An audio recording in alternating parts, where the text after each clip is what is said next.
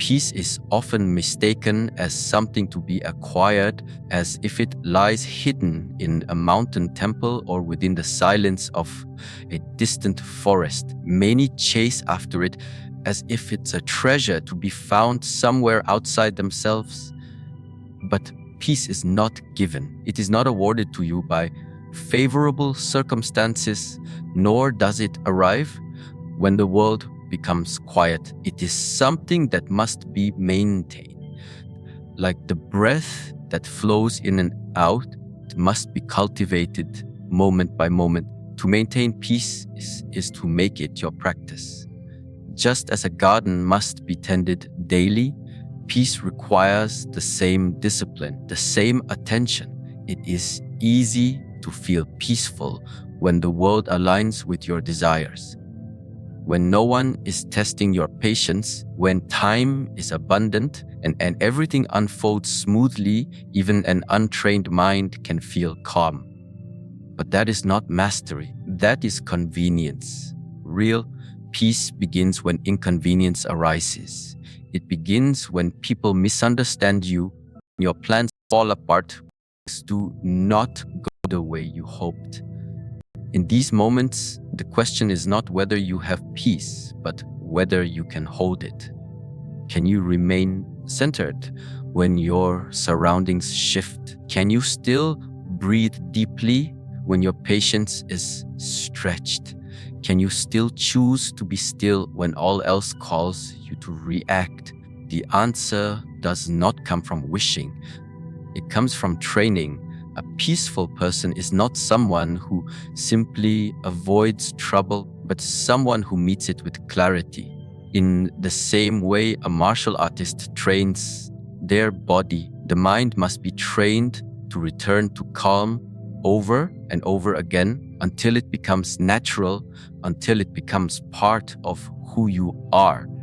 Every time you are disturbed, it is an invitation to return to awareness, to step back from identification with the disturbance, and to protect what is essential. The outer world does not care for your inner state, but you must.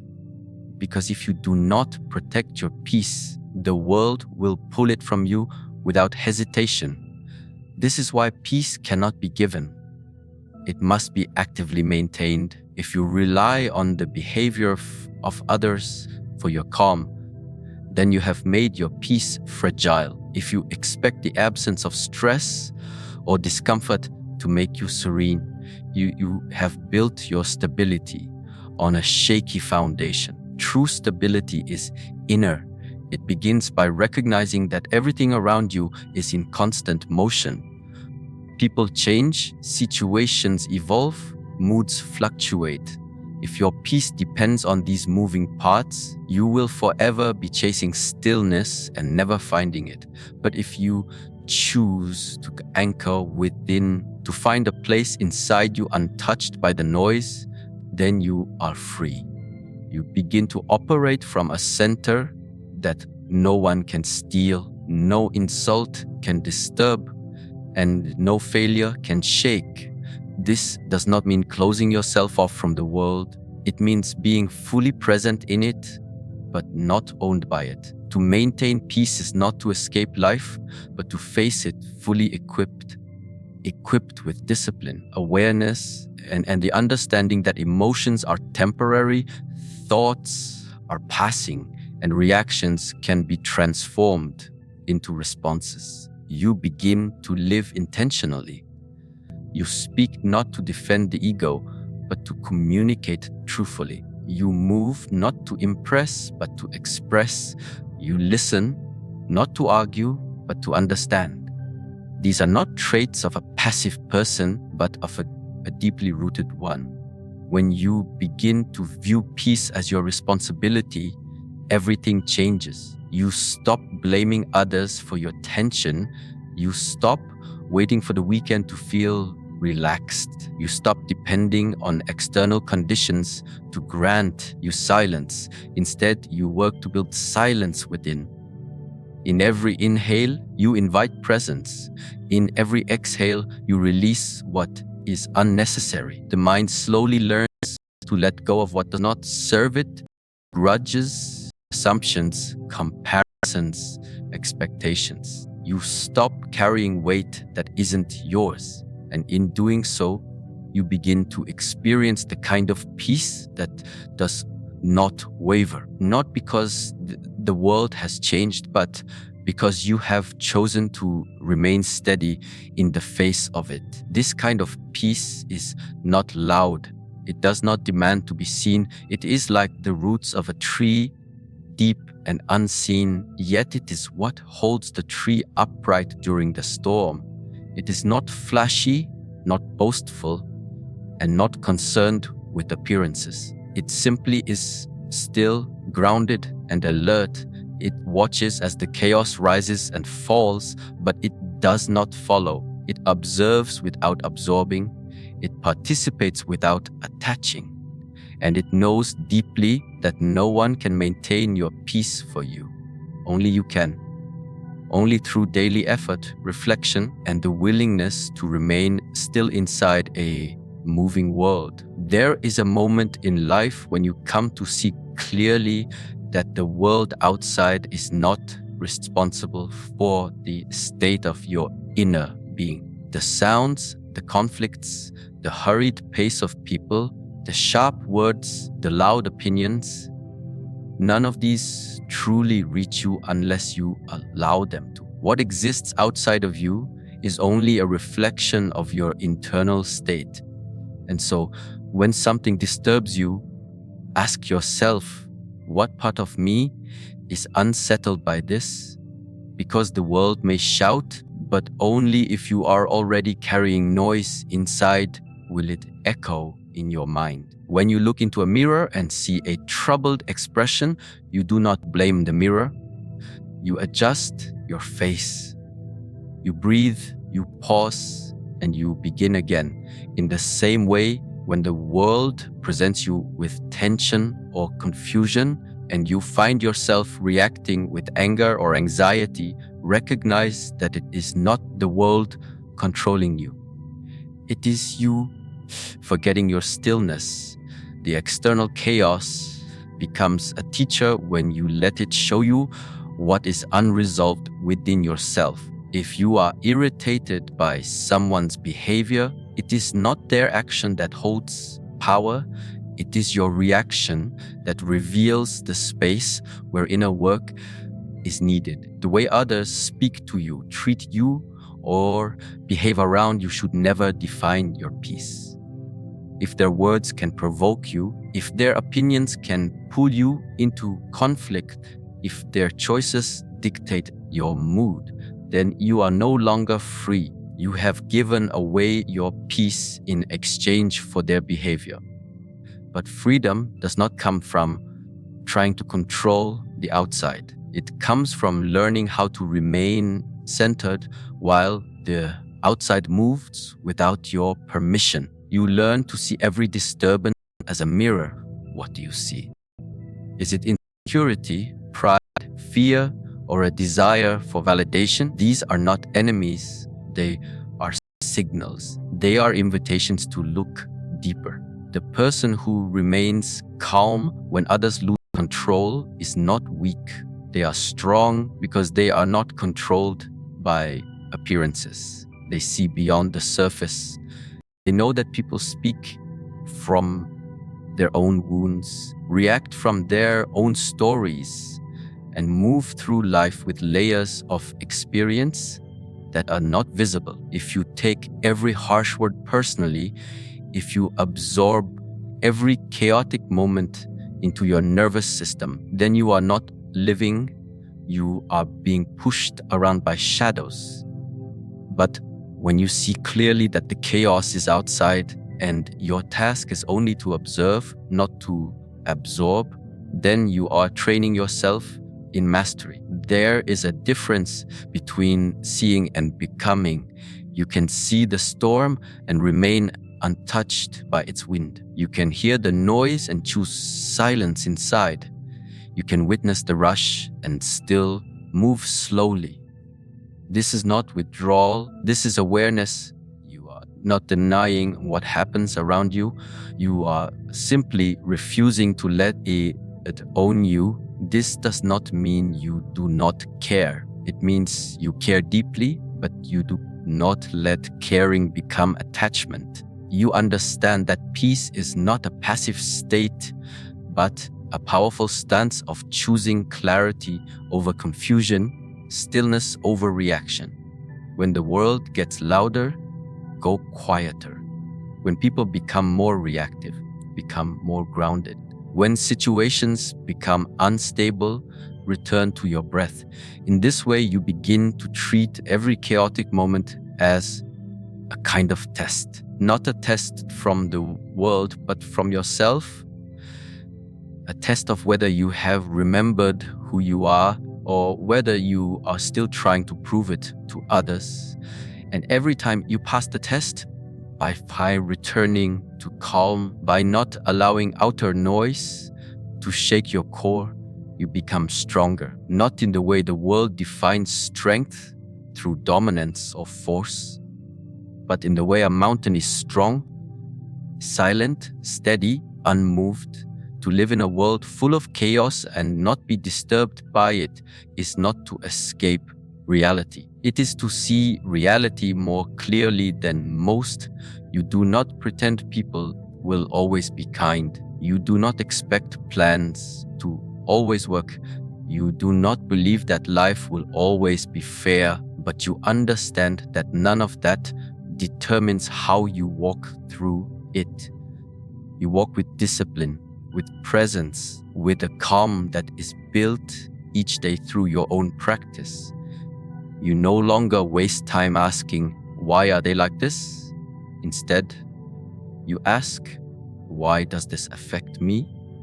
And from that question comes wisdom. The more you reflect in the mirror of external chaos, the more you begin to clean dust within.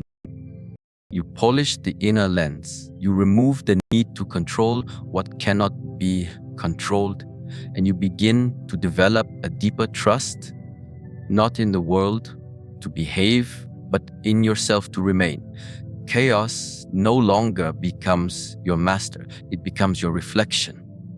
And through it, you learn who you truly are beneath the noise, beneath the reactions, beneath the ego's grasp. You begin to find that in the center of all things, there is a place untouched, a place you can return to again and again. In each moment of life, there exists a space between what happens and how you respond.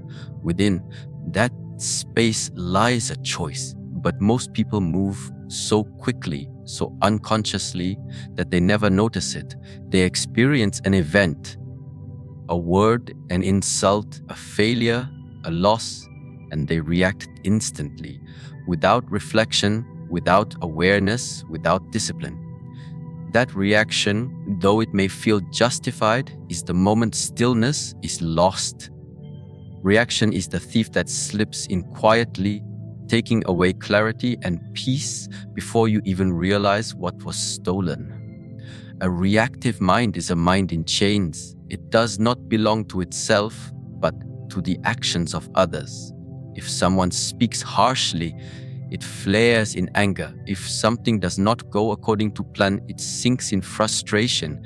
If it is praised, it rises with pride. If it is criticized, it collapses in doubt. It is always dependent, always pulled.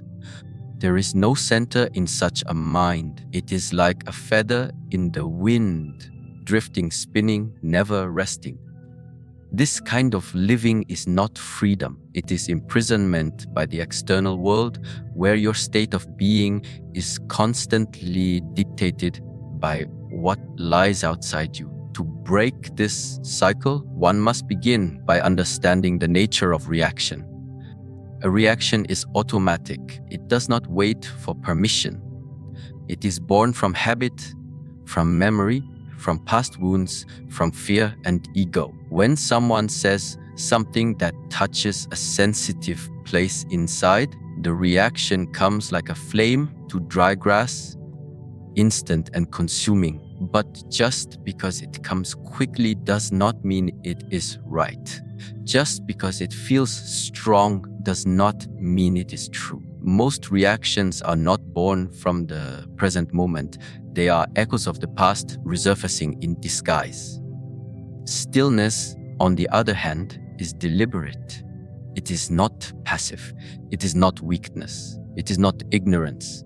It is strength that is not loud, power that does not need to display itself. To be still in the face of provocation requires more inner force than to shout in retaliation. It is easy to respond with anger. It is easy to fall into defensiveness, to speak quickly, to act out. But that ease is deceptive. It leads only to regret, to damage, to further confusion. Stillness holds back the hand before it strikes, the tongue before it wounds, the thought before it consumes. This kind of restraint is not suppression. Suppression is when you bury what you feel. Stillness is when you observe it, understand it, and choose not to be ruled by it. There is a difference. One hides, the other sees clearly. When you cultivate stillness, you are not denying your emotions. You are honoring them by not letting them harm you or others. You are recognizing that feelings are real, but they are not always wise. You are learning to make space between stimulus and response, to pause, to breathe, to come back to yourself before you act. The moment you begin to choose response over reaction, everything changes. You become aware of your own power. You see how much of your suffering was self-created, not because of what happened, but because of how you responded to it. You realize how many arguments, how many regrets, how many restless nights were born not from the world, but from your inability to pause. You start to reclaim your energy, your attention, your time. You no longer give them freely to situations that do not deserve them. You respond when it is necessary, and you remain silent when it is wise. A responsive life is a conscious life. It is not about being slow. It is about being precise. You begin to see that not everything needs your opinion. Not every battle is yours to fight. Not every insult requires defense. You learn to conserve your energy like a disciplined warrior. You act when it serves truth, not ego. You speak when it adds clarity, not noise. You move only when your steps align with your values, not with your impulses. In this way, you return to stillness, not as a concept, but as a lived experience. Reaction is what happens when the mind is undisciplined, when it is asleep, when it has forgotten its own depth. Stillness is what returns when the mind is awake, trained, and rooted. To train the mind is not a one-time decision. It is a daily commitment. You sit in silence not to escape, but to observe. You reflect not to judge yourself, but to understand. You breathe not to pass time, but to create space. That space becomes your refuge. In that space, the thief of stillness cannot enter. As you practice this more, you begin to feel a shift. The same situations arise, but your response is different. The same people test your patience, but you do not give them your power. The same disappointments appear, but they no longer control your state. You begin to master yourself. And in mastering yourself, you begin to walk through life not as someone who is always reacting, but as someone who has remembered how to remain. You are no longer pulled from your path by every passing wind. You are no longer a victim of your emotions. You have chosen stillness over reaction, presence over impulse, wisdom over habit. When the water in a lake is agitated, its surface becomes distorted, and whatever lies beneath becomes hidden. You cannot see your reflection, and you cannot observe the depth. But when the water becomes still, everything becomes visible. This is the nature of the human mind. When it is disturbed by emotion, overwhelmed by thoughts, and pulled in many directions, clarity disappears, judgments become clouded, decisions become rushed, and perception becomes warped. But in stillness, the truth begins to rise. You begin to see things as they are, not as you fear them to be or wish them to be. A still mind is not an empty mind. It is not inactive or dull. It is sharp, awake, and attentive. It is like a calm blade resting in its sheath, not because it is weak, but because it knows when to move and when to stay silent.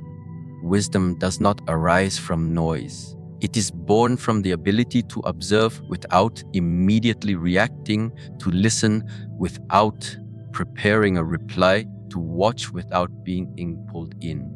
Only in stillness does the mind find enough space to understand what is actually unfolding. When the mind is still, there is no urgency to defend or attack. There is no rush to fix or control. There is only presence. And from presence comes discernment.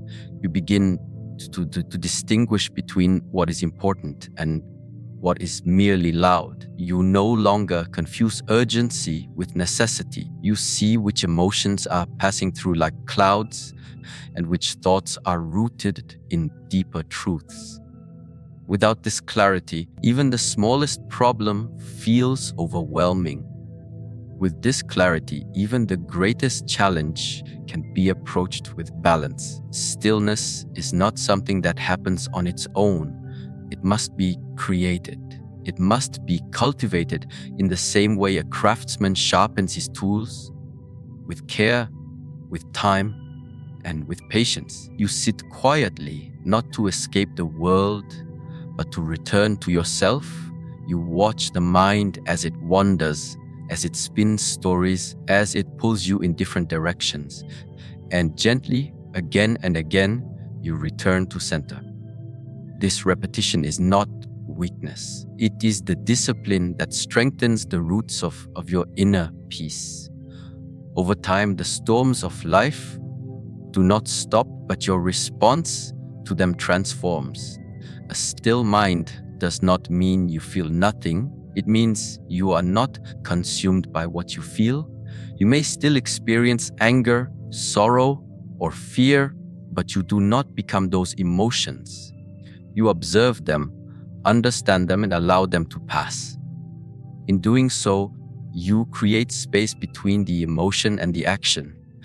That space is where wisdom is found. It is where right decisions are made, not from impulse, but from awareness. In the midst of conflict, a still mind does not seek to win. It seeks to understand. It listens not to the words being spoken, but to the silence behind them. It sees the pain behind the aggression, the fear behind the resistance, the insecurity behind the noise. When you see clearly, you no longer react blindly. You respond with precision, not to prove your strength, but to preserve your peace. You no longer add fire to fire. Instead, you become the water that cools the heat of misunderstanding. In a world where everyone rushes to speak, to judge, to decide, stillness becomes a rare and powerful trait. It allows you to slow down when others are speeding up. It gives you the space to observe a situation fully before moving forward. And often, in that pause, in that breath between moments, the right path reveals itself. Not the path that feeds the ego or satisfies temporary emotion, but the one aligned with long-term clarity and integrity. Even in action, the still mind does not rush.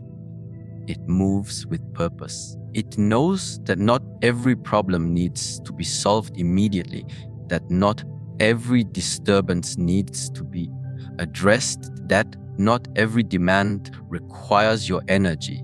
You act not because you are triggered, but because you have seen what needs to be done. Your words carry more weight because they come from silence, not reaction. Your movements become intentional, not scattered. Your decisions hold strength because they are rooted, not forced. This inner stillness is what separates the wise from the reactive. It is what allows a person to walk into chaos and remain unmoved, not because they are indifferent, but because they are clear. They are not pulled into the emotional current of others. They are not swayed by the momentary noise of life. They remain anchored. And from that place of stillness, they lead not with control, but with calm. They guide not with fear, but with presence. Their strength is quiet, but it is felt deeply by everyone around them. To see clearly is to be still. To act wisely is to wait until the waters of the mind settle enough for the truth to be seen. This is not something taught in books or spoken in lectures. It is learned through experience, through observation, through trial, and through patience. It is a path you walk again and again, not in search of silence, but in commitment to returning to it. Whenever the noise of the world grows too loud, there is a place within you that cannot be touched by external circumstances, a space that remains whole regardless of what happens outside. Yet most people spend their lives trying to fix, rearrange, or control the outer world in hopes of finding peace, never realizing that their real sanctuary has always been internal. The mind runs from one situation to the next, from one person to another, constantly seeking the right environment, the right mood, the right conditions. But none of this brings lasting stillness. What you seek is not out there. It is within, waiting for you to return to it. Imagine a temple built on top of a mountain. It is not placed there because the mountain is easy to climb, but because its height keeps it untouched by the noise below. In the same way, your inner state must be raised above the shifting tides of daily life. You cannot expect peace to remain if your foundation depends on the behavior of others, on the comfort of routine, or on the agreement of the world. These things are fragile. They change, they move, they break. If your sense of calm rests upon them, then it too will fall the moment they disappear. The body may walk through the market, surrounded by voices, pressure, and movement. But the spirit must remain in solitude, not isolated from others, but firmly anchored within. This is not detachment from life, but devotion to your inner clarity. When you honor your inner space, you begin to treat it like sacred ground. You become mindful of what you allow to enter. Thoughts, emotions, conversations, influences, not out of fear, but out of respect. Just as you would remove your shoes before stepping into a sacred hall, you begin to filter what you carry into your mind and heart. Many people have beautiful homes, but restless minds. They decorate their surroundings, protect their possessions, and plan their days with great care. But when it comes to their inner world, they leave the doors open to anyone and anything. One unkind comment enters, ends, and shakes them. One unexpected challenge arises, and the entire foundation cracks. But your true home is not the building you live in. It is the condition of your awareness. It is your ability to return to stillness no matter how loud the world becomes. Your inner state determines how you see the world. Two people may face the same situation. One remains calm, the other collapses in fear. The difference is not the circumstance, but the level of mastery within. When you are at peace inside, even difficulty becomes manageable. When your inner world is in conflict, even the smallest challenge feels unbearable. Therefore, the real work is not to change the world, but to cultivate the space within yourself that nothing can disturb. This requires practice. Just like any discipline, it is not about perfection, but persistence. You may fall into restlessness, but you must return. You may lose your center, but you must find it again. Each time you return to your breath, each time you watch your thoughts without judgment, each time you hold your emotions with compassion instead of reaction, you are rebuilding the walls of your inner temple. You are choosing to live from the inside out, not the outside in. In this temple, silence becomes your ally, not the silence of avoidance, but silence of strength. You no longer rush to fill space with unnecessary words. You no longer seek constant stimulation to avoid yourself. You learn to sit, to breathe. And in that stillness, you begin to hear what truly matters. You hear your own wisdom, the voice beneath the noise. You realize how much of your suffering came from giving attention to things that were never worthy of your energy. You begin to simplify, not your life necessarily, but your mind. Your inner temple is also where integrity is built. When no one is watching, when there is no reward, no applause, what you choose. That choice determines the strength of your inner world. It is easy to act with grace when others are observing. It is harder, but far more meaningful to do so when it is only you and your conscience. The more you live in alignment with your values, the stronger the foundation becomes. You begin to trust yourself. You begin to walk with quiet confidence, not because life is easy, but because you are no longer easily shaken. Storms will come. People will misunderstand you. Plans will fall apart. None of this is new. What can be new is your relationship with these events. You stop waiting for perfect circumstances to feel balanced. You stop needing others to act a certain way in order for you to remain calm.